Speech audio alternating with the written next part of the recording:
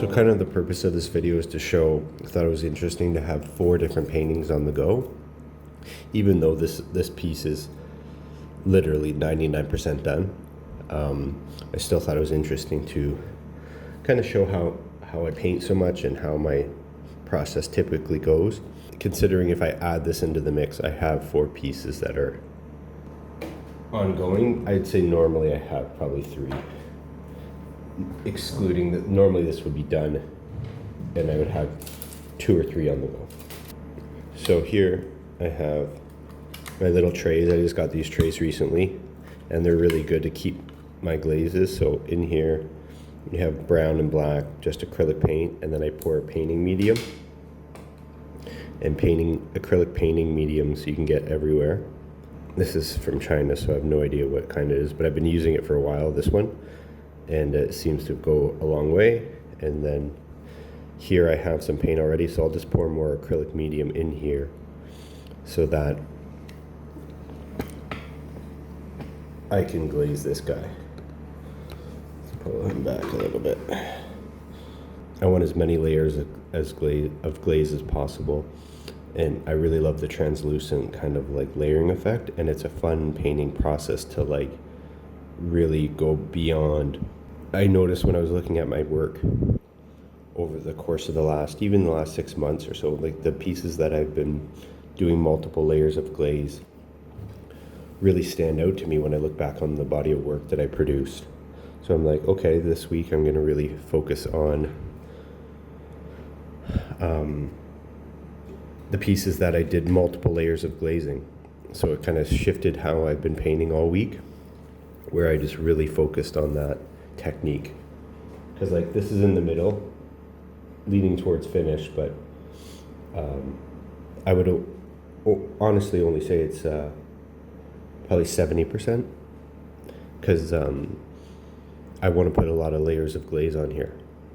I still want to do that, so the reason for this video is kind of to show you how I'm going to plot that out for today, how I'm going to plot out that timeline and figure out how to glaze this, finish this piece, and glaze this, and then work on this guy while I do that. And so I think when you're glazing, you need dry time, right? So you have to kind of just have a little schedule and get yourself together and kind of plot it out. So when I was looking at all these pieces today, I thought that would be an interesting way to also share how to get a lot of work done when you have to count on pieces drying. So like, how do you work that out? So as I said, we'll just get this glaze going here. We're still in the acrylic phase.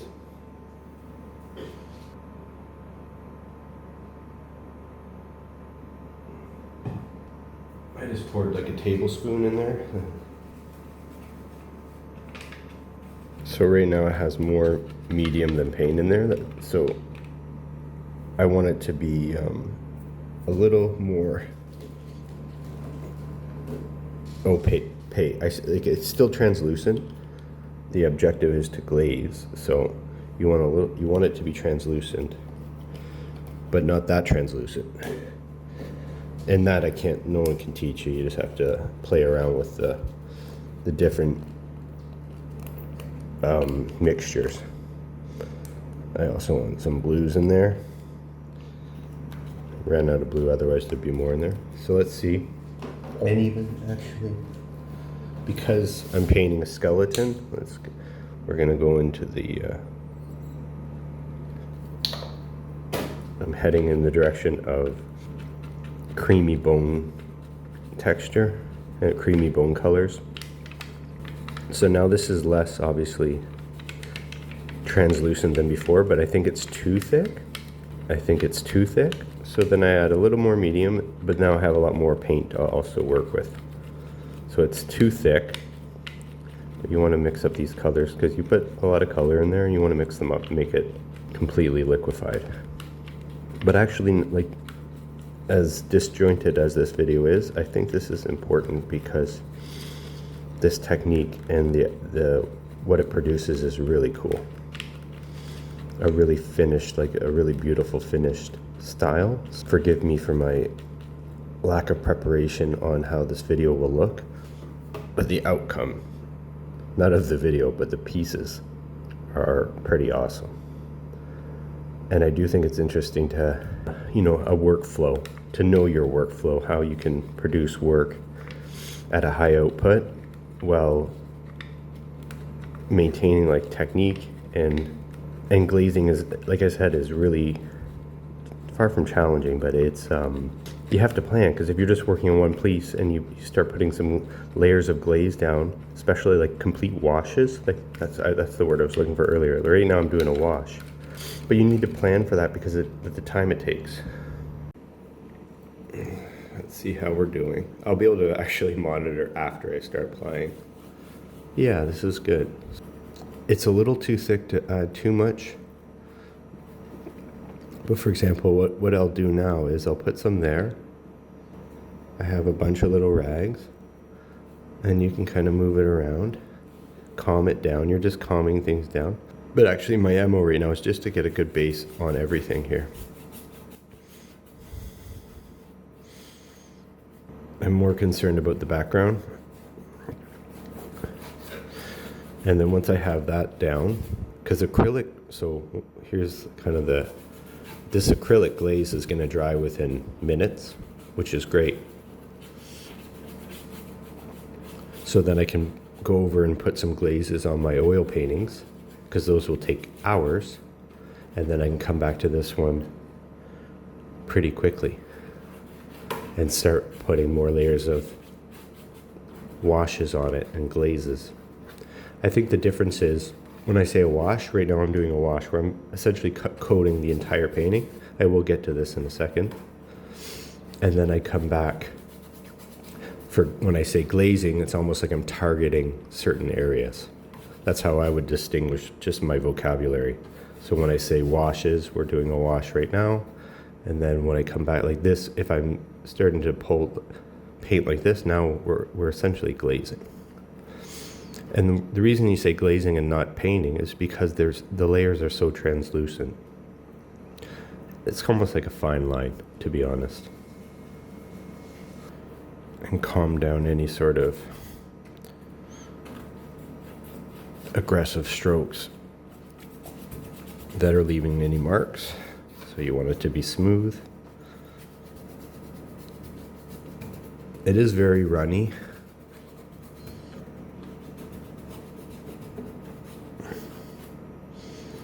But that's okay. Again, this is acrylic glazing, an acrylic wash, because I still have to kind of construct. So I have my foundation, so you see obviously what it is. But there's still a bit more sculpting to do. And there's still a little bit of a base of acrylic that I want as an underbody, because I might even sand it. I might, and then I hit the glazes and the paintings with oil after this has been worked on a number of times with this technique of acrylic. It's a little too opaque for me. So this is where we get in the actual, into the weeds here. As I mentioned, it was too opaque, the glaze I'm doing, because I want to get a layer of, as many layers as I can in a day, basically. I'm using some of the dark glaze I just made, pulling it in over here. That's enough. I want the green wash, but I don't want it to be bright green. I want this kind of dirty green, army green. And then I go to my medium.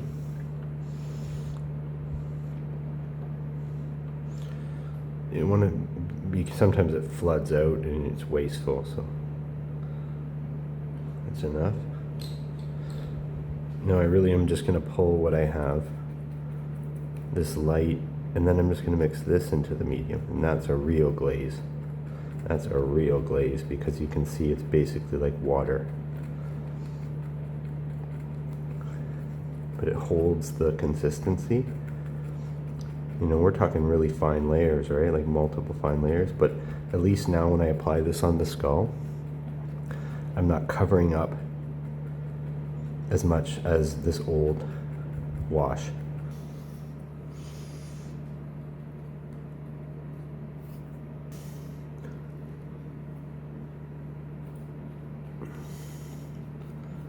Look how runny that is.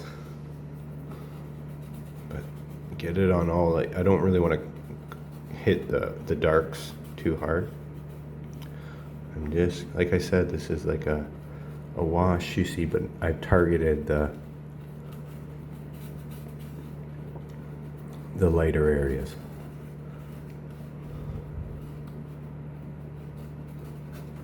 All anywhere where there's white showing, we're going to cover it.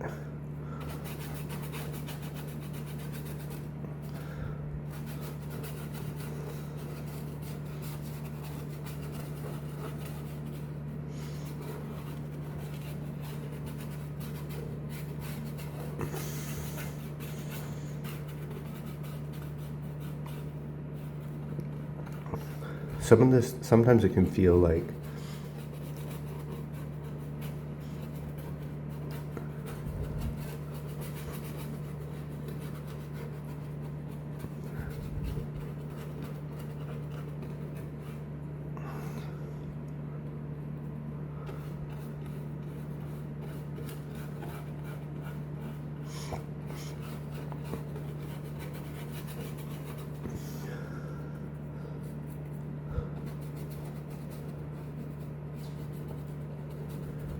I think what I was going to say, sometimes it feels like maybe I'm not doing much, but the more layers of glaze I find, in a weird way, like the more, it's preference for sure, but I just feel like the more like stunning the painting ends up looking. So there's the more layers of these translucent layers. So I've done my wash of dark wash. I still have that. I can throw that in there if I need to in certain areas. So I can kind of just, it's a little too runny, but just get those areas that are dark cooking.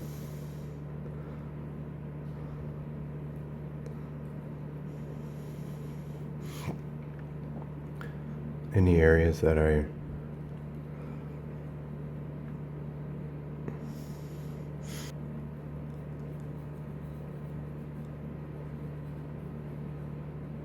you can see I just changed the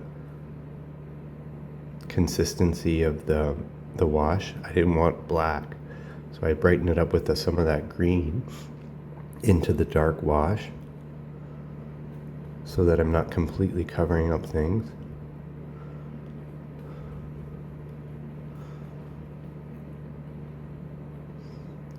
Kind of adding some textures.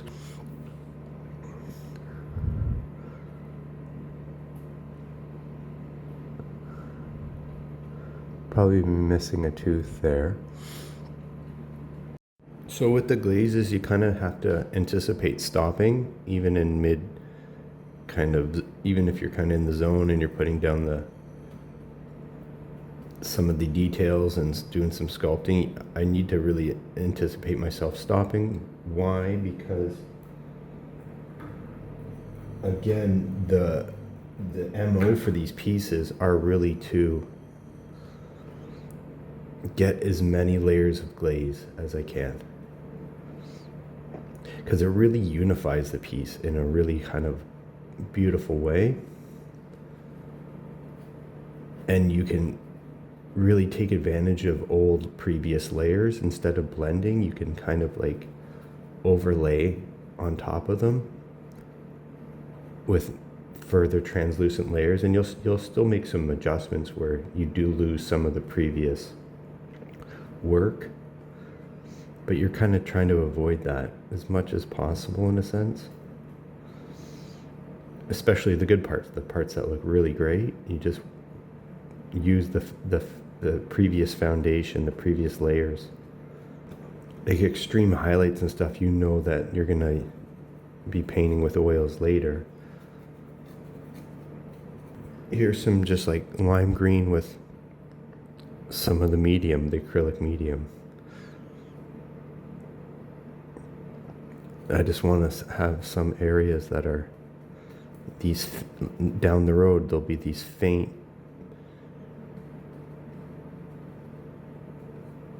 colors shimmering, if you will.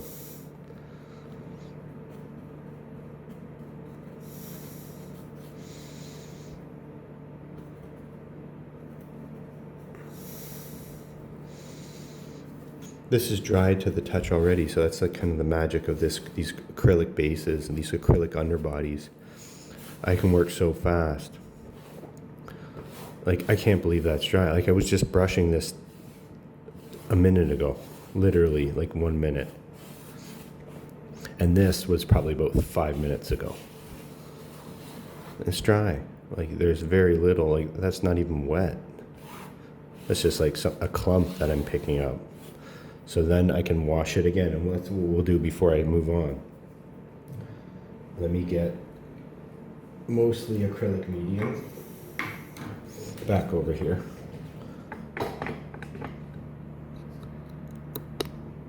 Mostly acrylic medium.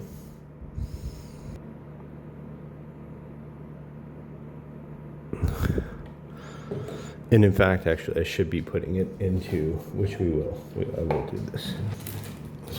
Pour this. That was kind of a mistake, because I actually want to use this again, so take advantage of that. I like the lime green, but I think I really am trying to go for like a bony flesh color. So why am I putting blue? Just these undertones, remember. I just really want, this might come out too much, so it's okay. So this is actually, again, this is kind of like how, obviously I put too much paint, but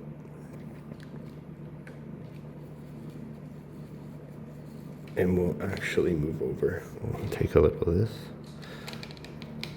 So remember, this is the dark. And now we will, forgive me for my setup here. Normally it's a little dirtier, but this is the way she goes around here. Okay, so I just put some more medium in there.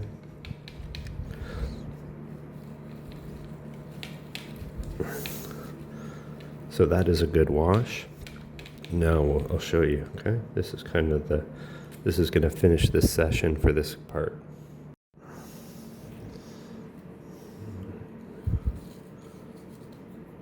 This is like an official wash to finish this. You see the difference?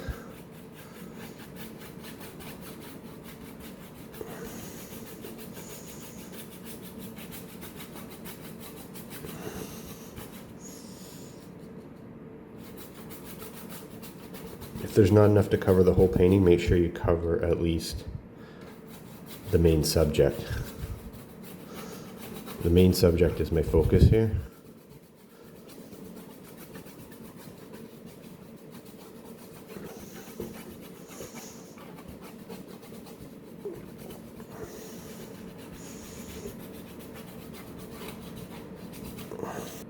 And move it around. Kind of will help. You could do this with a brush or a cloth. You don't want to leave it on. You want to make it as consistent throughout, right? So not these brush strokes that are staying. You're just washing it, so just give it a quick clean. And if there's places you missed, you might as well, before you move on, just use up the rest of this. There's not much left. And then you kind of just rinse and repeat this process over and over again as many times as before you kind of get fed up. You'll start to really like it. And I think the only way for you to get what I'm talking about is to start doing this. Especially painting like with a lot of shadow. This is a really fun way to paint things that are super cinematic or dramatic lighting, and one of the things I like a lot about it is there's not a lot of mistakes happening here. It's not like, oops, and that doesn't look right, because you're not changing everything all at once. It's a slow build, it's a slow burn. And these layers, especially in the acrylic stage, dry so fast. That makes it so fun. And I think you have to take my word for it at this point, if you haven't done this before, is like, it's worth it. These thin layers really start to come together. It's worth it.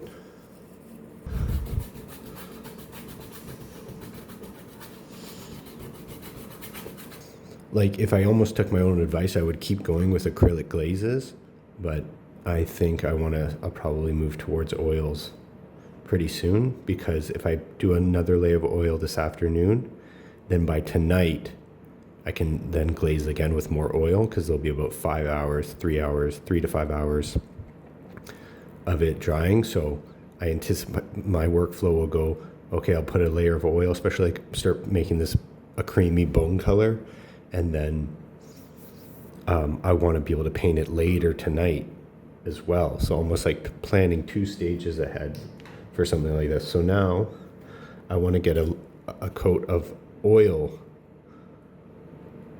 glaze on this. And this is, I have a bit of a different mindset for this, because this is closer to being finished, and I want to be a little more thoughtful and I want to be a little more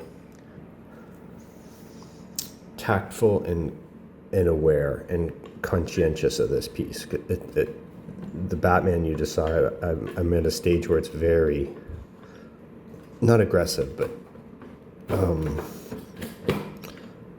almost a different style. Very loose. Now I want to be thoughtful of how this works.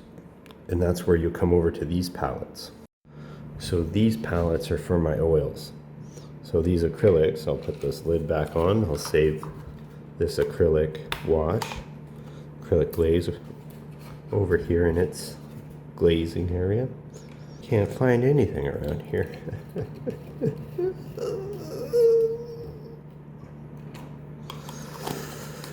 Okay. Now with this, we're going to use liquin. So instead of the acrylic medium, we use the liquin. Why? Because this painting, the bird, gun bird, is way further ahead in the process, right? So I'm kind of merging these acrylics as the underbodies, and then I morph them and put them into oil paintings using the acrylic underbody. So let's do that. Some oil paints are translucent already. I just don't need that much, but showing you. So some of my paints, the oil paints, are, like opaque, semi-transparent, and transparent. I want to do a wash of some kind of vibrant colors, but these paints that I'm choosing in particular are already super translucent. I think they're considered like translucent, not even semi-opaque. And I want some vibrancy, so I might even add a little bit of neon pink. No, I think I'll stick to, I have some, this is very opaque, but we'll just, that's purple. I would have, because of my camera angle, this is a little bit sloppy, forgive me, because I'm actually behind the camera pouring this thing. Normally I would have a bit better of I'd be more comfortable. Right now I'm not really comfortable. I don't need too much. I'm not washing the entire thing, because I'm isolating. I would officially call, again, personally, this is my definition. Now I'm in the glazing because I'm targeting areas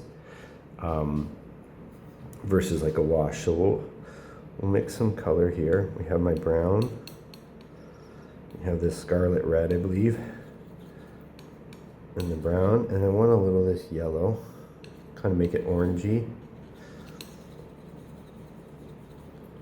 And well, I don't think purple. I think I was wrong on that. But we'll go to the go to the black. So I have the black over here. Okay, so I have this mixture of brown, yellow, and red, light brown. I'll mix just a little bit of that black in there. So you can see we're not using a lot of paint at all. And some of these paints are very translucent. I'm just gonna look at what does this look like here? Oh, that went really dark. So we pull it around, too dark. Let's brighten it back up. Kind of almost just spoiled my mix, so let's go back. Brown, yellow, black, and some red. How do I like that? Let's get a little more yellow. How do I like that? A little darker. Okay, I'm pretty happy with that. Now we're gonna pull a lot of liquid. You can see that. Look at that. Now you can really see the consistency with oils. Look at that. That is just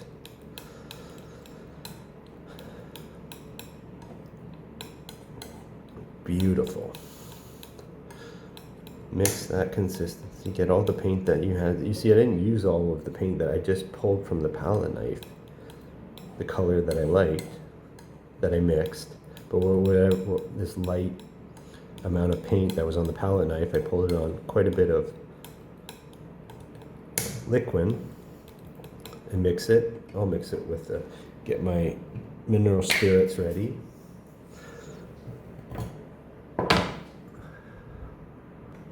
We'll wash pretty loosely, so I'll get this brush here. Mix around the glaze a little more. Now let's go back over to the painting. I'll just pick up the palette here again so you can see what I'm talking about. Here's your glaze. Now I'm just going to glaze the entire thing. Again, why? Because I want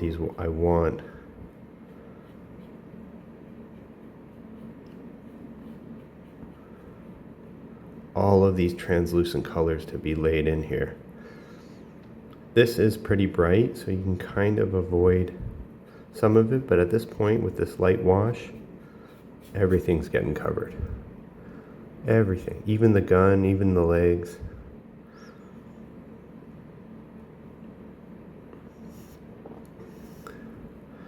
Everything's getting covered. And it's okay if you're not even like in the lines, because we'll work on the background later again too. But I want this, I want all these colors, I want this new wash that I made, this new glaze, to hit everything.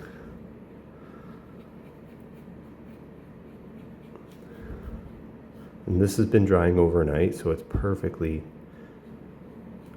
not cured, but dry to the touch. So I can add, you see I didn't really add any mineral spirits or turpentine because that can start pulling some of the old paints out, messing them up, muddying them up, and disturbing the old layers, because if you add turpentine into your mix, so you don't want to do that. This is just liquid and some translucent oils in a very fine light mix. But you can see all these little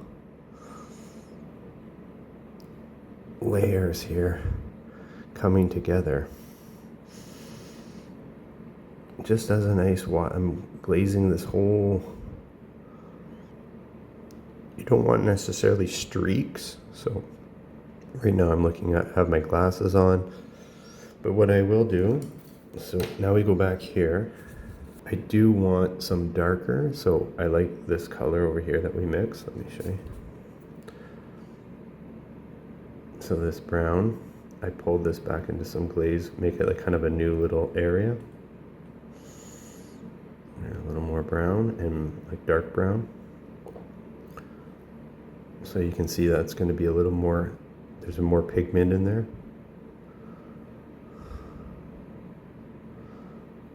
Very subtle. It's, you know, if you compare it to the other mix, it's quite subtle, but it is dramatic in a sense. And now I'm going to look at my reference and pull some of the darkers. Still glazing, but just a little bit darker.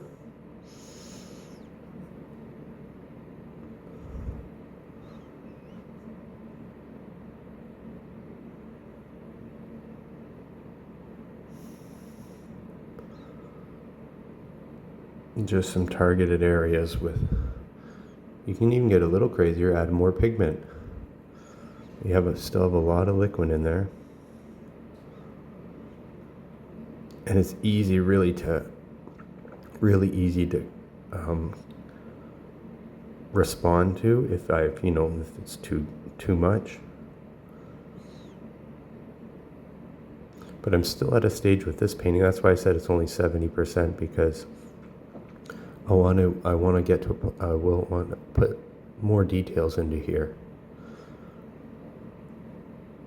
So at some point, if I put too much now, I can really clean that up later. So I'm not too worried. So it's a very relaxing process with glazing, right? You can see it's not like I'm putting these heavy duty marks on the piece that you can't correct for. You can correct at any time, especially down the line. Now I'm adding a little bit of white into my mixture, because I want to pull out some, like, you're slowly building up details, right?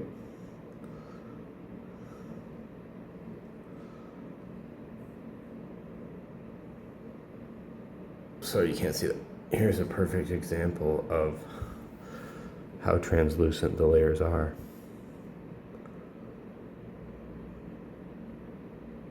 Look at it.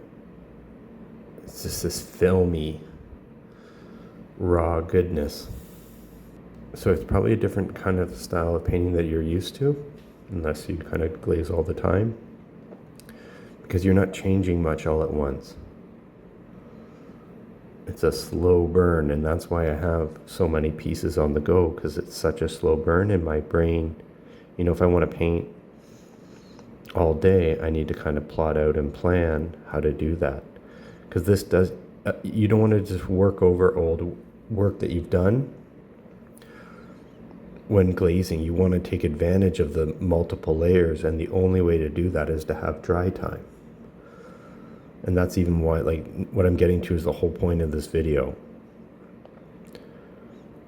You saw me wash this entire piece with that, like, kind of browny ochre fall color.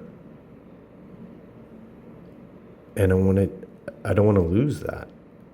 I've already started adding this white in there, but I'm painting over that glaze that I added, right? So at some point I need to stop, but I do want some details here. That's why I want you to see some of these wing feathers and stuff.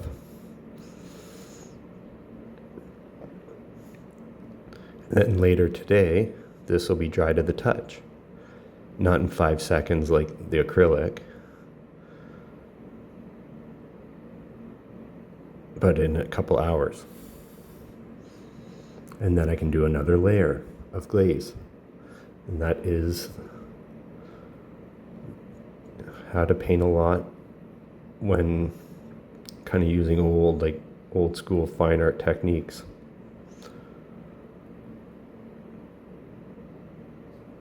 But if you have multiple pieces on the go, you can kind of skip around and keep yourself busy all day long, even though you're using things that need dry time. But you see that I've added a layer of that kind of dirty, the best way to describe it is not the color, but just that dirty wash. The feathers are a little dirty. And then here you have Batman's skeleton. I'll do this today is that you see this piece. I will clean this up. So I'll put like a layer of glaze over that to make this seamless between this top layer that I was fixing up the background, just the kind of the corners and stuff, right? So then I'll finish that up. That'll be finished today. And then this is more of a